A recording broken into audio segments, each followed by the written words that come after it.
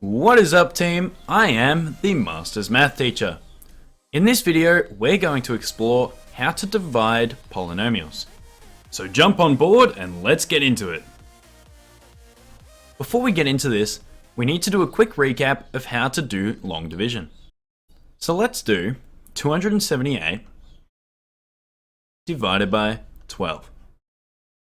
Alright, so to do 278 divided by 12, we do what's called the bus stop method. So we write whatever we're dividing by, we draw the bus stop, and then we write our number underneath the bus stop. So we've got 12 goes into 278. Then we look at each number. So how many times does 12 go into 2? Well, of course, 0. Okay, then we look at how many times does 12 go into 27. We know that to be 2. And let's figure out the remainder. So to find out the remainder, what we do is we go 12 times however many times we know it goes in. So in this case, 2 equals 24. So we take away 24 from 27 to figure out our remainder. Now this may sound a little overcomplicated, but you'll understand why I'm doing this step by step when we get to polynomial division. So 27, take away 24, that's 3, and we carry down the 8, and now we're looking at 38. So we're looking at how many times does 12 go into 38. Now we can tell that's actually going to be 3. So we write our 3 up here above the bus stop, and again, let's figure out the remainder. So we do 12 times how many times did it go in, so 12 times 3, that equals 36. So we have to take away 36 from 38. That gives an answer of 2. Now we know 12 doesn't go into 2. So 2 here is our remainder. So our answer to 278 divided by 12 is 23, remainder 2. Now that was just a tiny example of how to do long division. Let's look at how to do polynomial division now. Okay, we've got all the skills we need. Let's attack it. So let's do x cubed plus x squared take 7x minus 6. And we're going to divide this whole thing x plus 3. Alright, so we're going to put this in a bus stop method so that we can attack this. So we write x plus 3. So we write our x plus 3, which is actually called our divisor. So this is the divisor here. Then we draw the bus stop. And we write underneath here our dividend, which is what are we dividing into. Okay, so this is called the dividend, and this is called the divisor. I'm going to rub this out so that we have some room over here. Alright, so when we're attacking long division, what we have to do is look at the leading term of the divisor, so the leading term of this x plus 3, and we know that to be x because that's the highest power of x we have. So what we do is we take this leading term and we divide it into the leading term of our polynomial. So we're just looking at what is x cubed divided by x. So we're just doing x cubed divided by x. Now hopefully we know how to do that. When we're dividing by x, we're just going to drop the power by 1. So it's x squared. So this fits in x squared times. Now we have to figure out what is the remainder. So remember back in our example above, we took away however many times it goes in, multiplied by the divisor. So that's exactly what we're going to do here. We're going to take away, and we're going to take away x squared, which is how many times it goes in, times our divisor, so times x plus 3. If we expand that out, that gives us x cubed plus 3x squared. So what we're doing is we're taking away x cubed plus 3x squared. So now let's do that. What is x cubed minus x cubed? Well, that's 0. That's the whole point of this. The whole idea was we got rid of the x cubed term. So that's always going to equal 0. Now let's look at x squared. So we've got 1x squared minus 3x squared. That's going to yield negative 2x squared. And we just write the rest because we didn't do anything to that stuff there. So now this whole chunk, that was our remainder. That was our 38 from above. Now we do it again. How many times does our leading term of our divisor, so our x, fit into the leading term of the dividend? So our 2x squared, our negative 2x squared. So we've got negative 2x squared divided by x. Well, again, dividing it, the negative 2 stays the same, and x squared divided by x is just x. All right, let's find the remainder. So we do negative 2x multiplied by our divisor, x plus 3. Expand this out. We're going to get negative 2x squared take 6x. So what we're doing here is we're taking away this negative 2x squared take 6x. So let's do that. What is negative 2x squared take away negative 2x squared? Well, that's the same as negative 2x squared plus 2x squared. So of course, it's 0. Remember, that is the whole purpose. We're always going to cancel that leading term. Then, what is negative 7 take away negative 6x? So we're taking away negative 6x. That's the same as saying plus 6x. So we're doing negative 7 plus 6. So that's going to yield negative 1x. And we didn't do anything to our 6, so we just dropped that down. All right, let's do it again. How many times does x go into negative x? So we've got negative x divided by x. Well, that just yields negative 1. So we're going to write above here negative 1. Now we multiply that negative 1 by the divisor. So we've got negative 1 times x plus 3. That yields negative x take 3. So we are taking away negative x take 3. So let's work that out. What is negative x take away negative x? Well, that's the same as negative x plus x. Of course, it is 0. Remember, always that front one is going to be 0. Then negative 6 take away negative 3. That's the same as negative 6 plus 3, so negative 3. Now, how many times does x go into negative 3? Well, it doesn't. So that negative 3 is actually our remainder. So this here, because we can't divide by x, this is our remainder. So for our answer up here, we're going to get remainder negative 3. Okay, so we can write this answer one of two ways. The first way is by writing this factor, this x plus 3,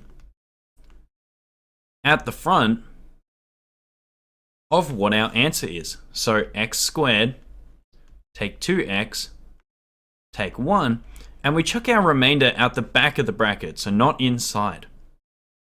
Okay, the reason we can write it like that, if we were to expand this in all the way, grouped like terms, all that, we would end up getting our original x cubed plus x squared take 7x take 6.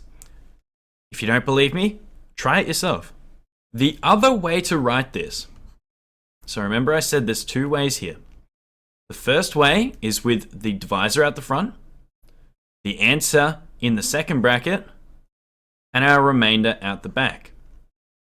The other way is by just saying that x cubed plus x squared take 7x, take 6, all divided by x plus 3 is equal to x squared, take 2x, take 1, take away 3 over x plus 3. Okay?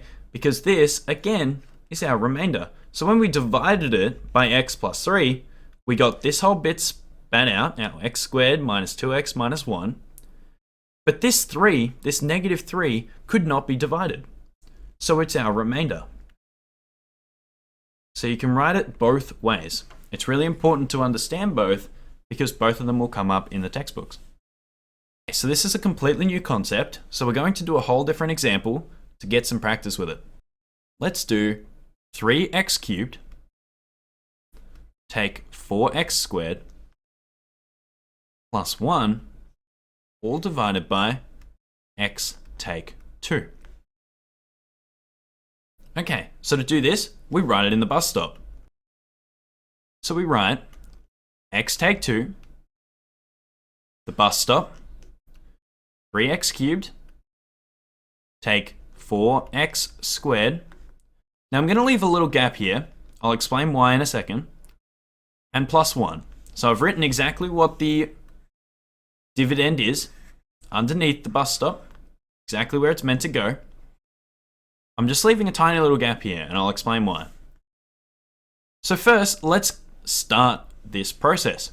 So we've got the leading term of our divisor, and we're seeing how many times does it fit into the leading term of our dividend. So we're doing 3x cubed divided by x. So we're going to get 3x squared. Okay, the 3 didn't change because we have no number, and we're just dropping the power by 1. Now we have to figure out, well, what's the remainder? So to find the remainder, we do 3x squared, which is the answer, which is our division there, times our divisor, so x minus 2. And we get 3x cubed minus 6x squared. Okay, so we're taking that all away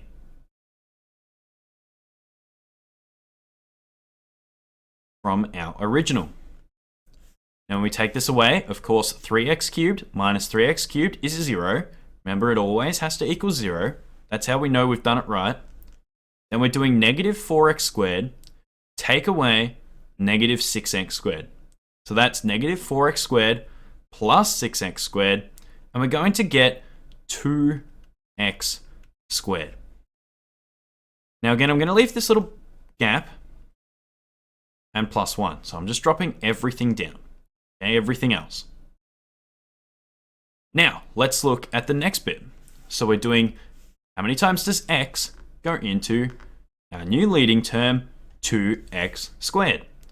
We've got 2x squared divided by x, and that's going to give us our next bit, which is plus 2x. Okay, the number stays the same, the power drops by 1. So let's do 2x times x minus 2 in order to find out how much we've got left. Expand that in, and we get 2x squared minus 4x. So now we're going to take away all of that. 2x squared, take 4x. Okay, so 2x squared minus 2x squared, of course, 0. Again, that's how we know we've done it right, if that equals 0. Now here's why the gap is something I actually wrote in here. We're doing this whole bit left, our leftover bit, plus 4x. So take negative 4x, which is plus 4x. Now, the reason I left the gap is it's really important that you don't accidentally do 1 plus 4x equals 5x. You might make a mistake doing that. Okay? So in the gap now, I'm going to fill it in, and I'll fill it in with green just so that you're really aware that I'm filling it in. I'm filling it in with a 0x. Okay? Now that's just a placeholder. It's just so that you know that we're adding 4x to nothing. Okay? It's really important that you don't accidentally add it with the wrong part. Okay? So if we did 1 take negative 4x and got 5x, we'd be wrong. Okay, now, so we're looking at 0x, so nothing, plus 4x gives us 4x. And we just carry down the 1. Okay, so that's what I'm going to start doing from now on. If there is a missing term, if there is a missing power of x, just fill it in with 0. Okay, write it and write the power of x, so 0x. Okay, if I was missing an x squared term, I would write 0x squared, just to make sure I'm following down the right line. All right, now we're up to our next step. How many times does x go into 4x? So 4x divided by x, and we know that's going to give us 4. Again, find out our remainder. 4 times x minus 2 gives us 4x minus 8, and now we're taking all of that away from what we have left. So 4x minus 4x, 0, good, we haven't made a mistake. 1 minus negative 8, so 1 plus 8 gives us 9. Okay. How many times does x go into 9? It doesn't. So our remainder here is this 9. So 9 is our remainder. So I'm just going to write remainder 9 up here. Now I'm just going to write the two different ways we can write this answer. So I can write it as x minus 2 in the first bracket, and our answer in the second bracket, 2x plus 4, and then plus the remainder out the back. I could also write this as 3x squared plus 2x plus 4 plus 9 over x minus 2. Both of these are the correct way of writing your answer. They're just different formats. One more where we're going to be dividing by a linear factor. So I'm going to do 3x cubed plus 2x squared take x take 2. I'm going to divide this all by 2x plus 1. So the reason we're going to do this example, even though it looks similar, is because of this 2 out the front of the x. The reason I want to show you this is because it doesn't change anything. It may make it a little bit more complex because now we're going to be dealing with some weird divisions, but that's okay. It's completely fine. So let's do it. We write the divisor, or what we're dividing by out the front. We draw our bus stop, and we write what are we dividing into underneath. So 3x cubed plus 2x squared take x take 2. Alright, so now we take the leading term of our divisor, or our leading term of what we're dividing by, and we put it into the leading term of our dividend, or what we're dividing into. So we're doing 3x cubed divided by 2x. So now is where it gets a little bit more complex. How do we do this division? Well, we just do 3 divided by 2, and x cubed divided by x is x squared. So our answer is just 3 over 2 x squared. Okay, the only reason this is a little bit more complex is because now we're dealing with fractions inside this. But that is fine. We're completely allowed to do that. So let's keep working it through. How do we find what's left? So we do 3 over 2 x squared multiplied by our divisor, 2x plus 1. Multiplying this in, we're going to get 3x cubed plus 3 over 2 x squared. And so we take that away. Take away 3x cubed plus 3 over 2 x squared. Okay, so it's starting to look a little ugly, but that's fine. We're still going to get the right answer. So 3x cubed minus 3x cubed, fix up that cube there, is 0. Good. That's exactly what we need to have. Now we're looking at 2 minus 3 over 2. So we're doing 2 minus 3 over 2. Now hopefully you can see that that is a half. Okay, so this is the same as 4 over 2 minus 3 over 2, right? Because 2 is the same as 4 over 2. And that equals a half. So we're left with plus a half x squared. And we drop down everything else. Minus x minus 2. Alright, so far so good. Yes, we're dealing with fractions, but it's fine. We're allowed to do that. Alright, so how many times does 2x go into our new leading term? Half x squared. So we're looking at half x squared divided by 2x. Now what's a half divided by 2? 1 over 2 divided by 2. Hopefully, we can recognize that that is a quarter. And that's because 2 is the same as 2 over 1. And when we divide fractions, we times by the reciprocal. Remember, we flip and times. And that, of course, equals 1 over 4 by timesing the tops, timesing the bottoms. So we're going to get 1/4 x. Okay, we're dropping the power by 1 because we're dividing by x.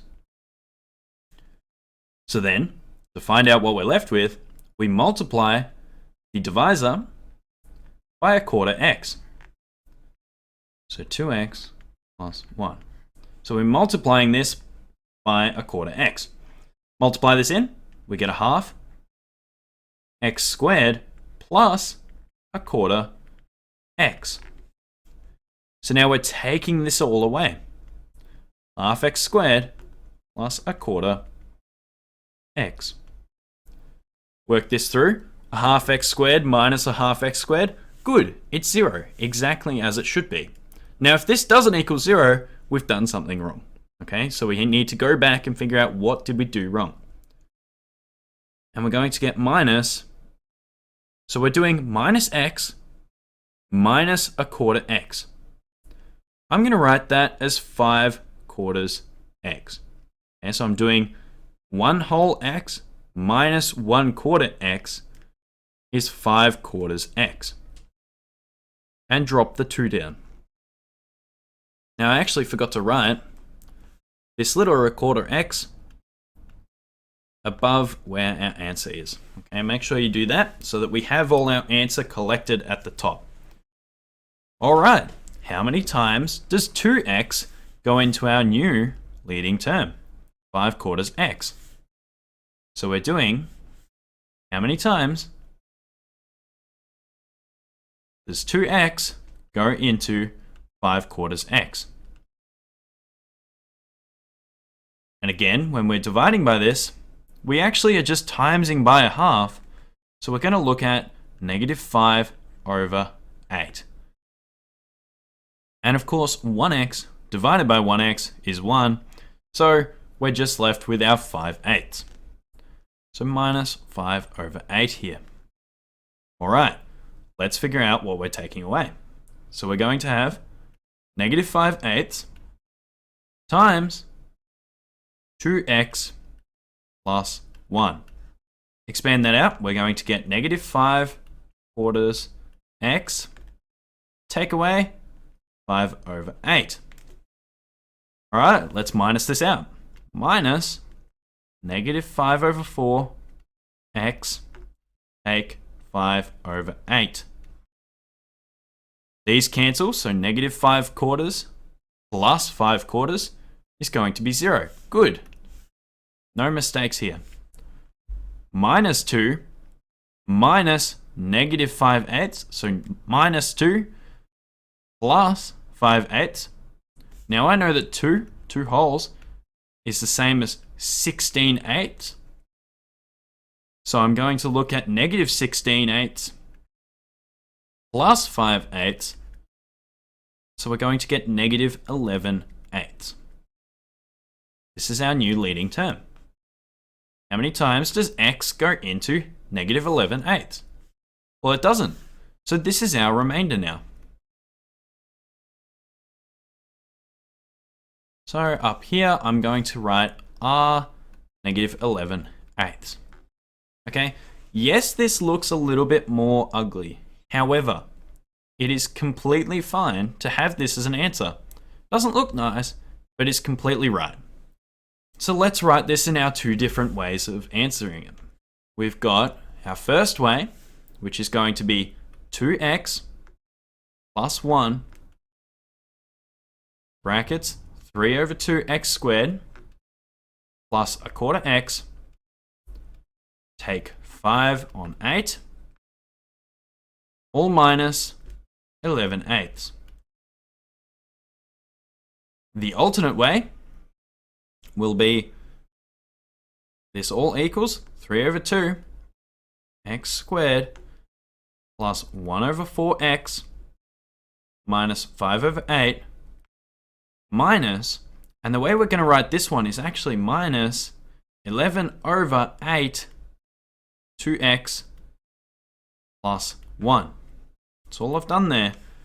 What we're doing is we're dividing negative 11/8 by 2x plus 1, which of course is the same as negative 11/8 times 1 over 2x plus 1, which yields this answer here. Okay, now you could expand that denominator if you would like, but there's no need to. So both of these answers are correct. I would honestly prefer the first one in this scenario. However, you can write it either way. All right, one final example here. Now this time, we're actually going to divide by a non-linear factor. So what do I mean by that? Previously, we were dividing by, say, 2x plus 1 or x minus 3. This time, we're actually going to divide by x squared plus 1. Okay, we're dividing by x squared. And what we're going to do is 3x cubed, take 2x squared, plus 3x, take 4. All divided by x squared plus 1. So we do the same thing. X squared plus 1. Now you'll notice I left a gap. We'll explore that in a second. 3x squared, cubed, minus 2x squared plus 3x, take 4. Now, let's do our first bit. Our leading term is x squared. How many times does it fit into 3x cubed? So, we're doing 3x cubed divided by x squared. So this time what happens is the power drops twice. So we're going to only have 3x. So I'll write that up here, 3x. Now let's figure out what am I taking away. So I'm doing 3x times x squared with a gap, we'll explore it in a second, plus 1. So we expand that out, we're going to get 3x cubed, gap, plus 3x. So we're taking away 3x cubed plus 3x. Okay, so when we're taking this away, we got 3x cubed minus 3x cubed. Good, that's 0. It means we haven't made a mistake. Awesome. But now we're looking at this minus 3x here. This is not coming from the x squared. Okay, this is 3x, not x squared. So now we get back to that gap. What I want you to do is fill in the gap with what we were missing. So this was x squared, and we skipped our x term. So I'm going to fill it in with 0x. So in my gap, I'm timesing by 0x. And so what I want to add is 0x squared now, okay? Because when we multiply the x's, it's x squared. So the reason I want to do that is so that when we're taking it away, we know that we haven't changed it. We don't accidentally skip one of the terms or accidentally add them together incorrectly. So this will be still minus 2x squared. Okay, that just drops down. So what I want you to do every single time you get a question like these, if we're skipping a term, so a power of x, I want you to fill it in with 0x of that power. Okay, whether it's in the divisor or the dividend, I want you to fill it in so that you don't accidentally miss it when you're doing your addition. All right, and we've got 3x minus 3x, well, that's 0x. And our minus 4 just drops down. All right, now let's do the next division. Our new leading term is negative 2x squared. So we're doing negative 2x squared divided by x squared. We get the answer of just negative 2.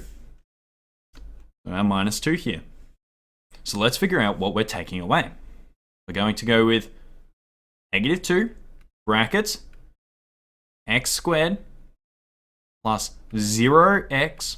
Okay, I'm just putting it in to make sure we don't miss it. Plus 1. We're going to get negative 2x squared. Take 0x or plus 0x. Take 2. Okay, just to make sure we don't miss it. Now in this scenario, it's actually okay that if we missed it because we've got no x term up here. However, just for habit's sake, I want you to make sure you don't miss it. So now let's take that away. So we got minus negative 2x squared plus 0x, take 2. And our answer, so we got negative 2x squared minus negative 2x squared, 0, good. This guy just drops down, still 0x, that's fine. And negative 4 plus 2. So that's going to be negative 2. How many times does x squared go into negative 2? So I can skip this 0x when I'm actually doing the division. It's just a filler for when we're doing our subtraction and addition here. So how many times does x squared go into negative 2? Well, it doesn't. So we have a remainder of this negative 2. So this here is our remainder. So remainder negative 2. So let's write this in our two different ways. First way, x squared plus 1. So we don't have to write the 0x in this bit because again, that's just for making sure it's a placeholder, okay? Just to make sure we don't stuff up any subtractions or additions. In our answer, we do not need to include it. 3x, take 2, and our remainder out the back of the bracket. And our alternate way equals 3x, take 2, take 2 over x squared plus 1. The last small tiny thing I want to point out is if there was no remainder. So if it said the remainder is 0, we can actually call that a factor. So take, for example, 12 divided by 6. Of course, that equals 2, and it's got remainder 0, right? So 6 is a perfect factor of 12. So we can say it's a factor of 12. So we don't have to write that remainder. All right, so if the remainder is 0, it's called a factor. Just a little bit of lingo for you at the end here. So that's it, folks. You now have the ability to tackle some of these division questions on your own. I'd wish you luck, but I know you don't need it. Go smash out some mathematics. And as always, if you liked this video, give it a like. If you didn't, give it a dislike. And let me know in the comments what I can do to make these better. If you have a topic you want me to cover, Let me know in the comments below.